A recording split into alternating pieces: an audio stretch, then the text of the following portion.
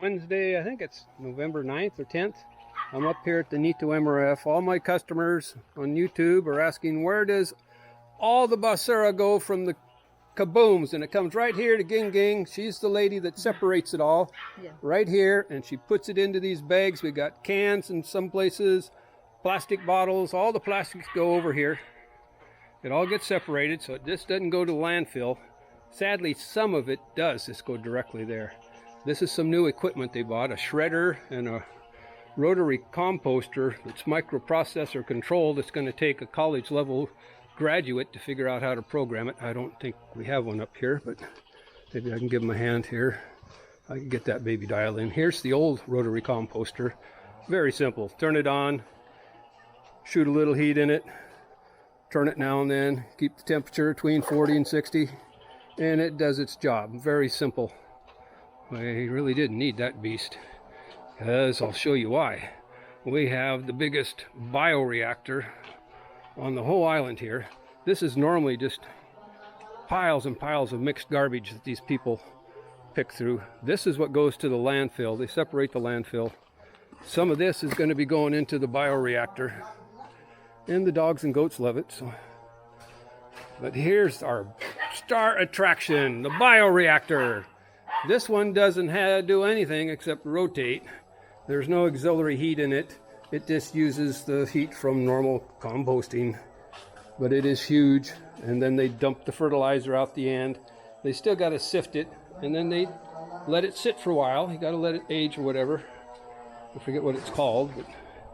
And then they scoop it up, put it in bags, and they sell it to the farmers. But we have one down at Tucson, a smaller one, but it's just abandoned, along with the melter and the shredders and all the other equipment. But this one here has been cranking out fertilizer for some time. So there's about 16 employees up here working their butts off for you at 250 pesos a day, one of the lowest paying jobs and one of the dirtiest. I wish I could get them a raise.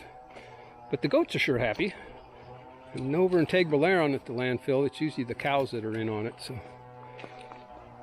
but I gotta go load my car up.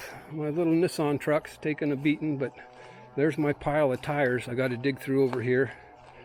And hopefully I can get some 12 inchers out of there. I haven't hit this pile for a while, but I'll dive in. Is that one right there? That looks more like a 13, but it could be. Yeah, it's a 13. Now here's one here. This is a 10 that can go on the end. The 10 inchers work right on the end. Yeah, that's why my car gets wiped out. It gets pretty smelly in there sometimes. But I'll get probably 8 or 10 out of this pile by the time I'm done. Enough to finish the crusty. But we're way short on bottles for the crusties. They said come back tomorrow and they'll have some more. So this is where everything goes from the Kabooms and from all the pickup downtown, and pretty much even Katarman and other places, I believe, will drop some stuff off here.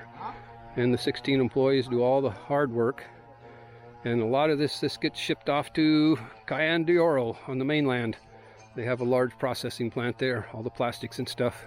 I want to go visit to see exactly what they do with, but COVID restrictions are still making travel very difficult. So, but this is like Area 51. I really don't have permission even to come here. I was told not to come here. This is a government facility, and I even got bitched at once for coming here. But once I showed the employees what I'm doing, they're pretty proud of what they're helping me with. So, well, I'd like to see some of these composters rotating. We definitely got enough compost in those sacks over there. That's mostly kitchen waste and other gooey stuff that the employees had to pick through. That's why single stream recycling, you won't even see those bags here. The only thing coming up here soon will be recyclables. No more dirty pickings. So, and that's the story here on Camigan Island as far as MRF. This is the only true MRF we have, material recovery facility. All the others are just little drop-off cages. But I found out they do have the manual for this. I'd like to see it. It's probably about 2 inches thick. But she's a beauty. I don't know what that baby would have cost. I contacted the company in Davao. They haven't got back to me yet. I'm seeing what it costs and if they got a PFD on it as far as the manual goes. So I can get smart on it and see if I can help them get it set up a little bit. But yeah, this place goes from super dirty to super clean in one day. So a lot of people working here. And you can see the goats are even helping doing their part, so we'll be back.